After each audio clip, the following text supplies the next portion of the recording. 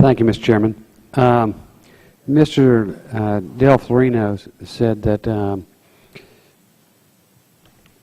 some of the individuals involved in this are no longer with the agency, and Chairman Shapiro shared that with us about the 50-some investigators and examiners who are culpable in the Madoff crimes as well.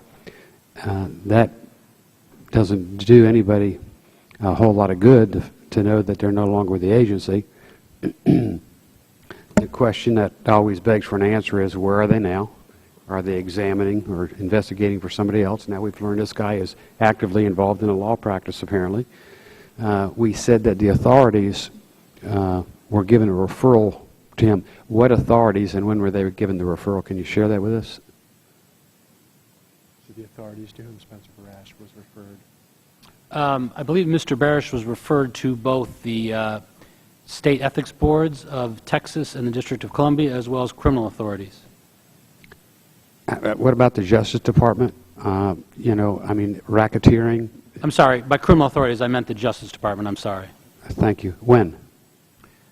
Shortly after the release of Mr. Kotz's report in April of 2010, I believe. And we've been working with the Justice Department and the FBI on the ongoing case against Mr. Barash. Okay. In regard to the IG report that's forthcoming, we were all privy to the opportunity to look at the Madoff report, which is very incriminating. It wasn't quite as bad as Markopoulos's book, but it was still very incriminating. Over 50 examiners and investigators blotched it. The IG was kind of silent on the head management people who were culpable, but obviously there were some. Can you tell us at this point the depth to which we have examiners, investigators who failed to do their job in the Stanford investigation?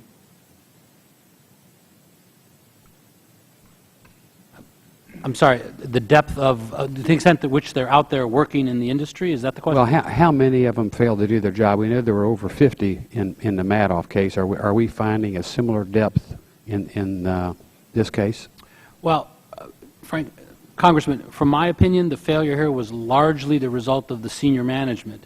The staff who were working the case on the enforcement side are the same staff who eventually brought the case in 2009. So from my personal opinion, it is primarily the managers who didn't let the case go forward.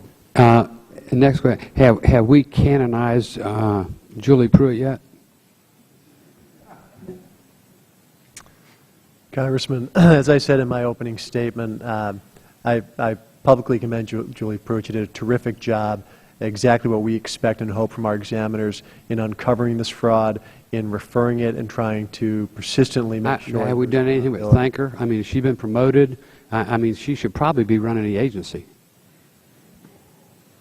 Congressman, we are working closely with Ms. Pruitt right now to structure a portfolio of responsibilities that we think will let her demonstrate her talents to their fullest potential and include not only critical issues like oil and gas fraud in the Southwest region, but also exams of national significance and importance. Yeah, my point is we should just, you know, reward her foresight and courage and dedication to her job more than a mere thank you. It should be something to be recognized for decades, something that other employees should look up to and serve to emulate. Most importantly, my concern is with the rightful compensation of the victims. I have written the chairman as recently as April 27th. She's responded. Actually, her response was April 27th and said, I expect the Commission will make final decisions on whether Securities Investor Protection Corporation should initiate a SIPA proceeding as soon as all this information has been thoroughly reviewed, which should occur in the near future. It's only been 3-4 years now. Are we at a point where we can make a call on this and get this on the table and see if the acceptances are valid and the rejections are invalid and this can be debated? Congressman, this matter is now with the Commission, and we do anticipate that there will be a decision in the very near future. Okay, could you define near future for me? I would say within the next few weeks, we will have an answer from the Commission on this question. Very good. Next of all, what type of enhanced restrictions on employment do you foresee, any of you, feel free to speak up on this, as necessary to stop the revolving door of regulators to exploiters? And, you know, I look at this current financial crisis. You're aware of the players from top to bottom. You're aware of the key positions in the highest levels of government, that people have gone from regulator to profiteer to manager when it was convenient, again, for good reason to sell off their stock and take profits and run. What do you think we should do, in your professional opinions, to tighten up the regulations, to stop the revolving door from regulator to exploiter or profiteer, or whatever you want to call it? Congressman, I would note that under Chairman Shapiro's leadership, we have started to undertake a top-to-bottom review of the ethics and compliance function at the SEC to make sure that we do have appropriate controls around revolving door. So we've, under Chairman Shapiro's leadership, she's appointed the first ever Chief Compliance Officer for the SEC, a new Senior Ethics Council that is embarked on looking at how to strengthen those controls and make sure that there aren't revolving door issues. We have put in place a system that is one of the leading systems in the federal agency, among the federal agencies, concerning conflicts of interest and managing those conflicts of interest.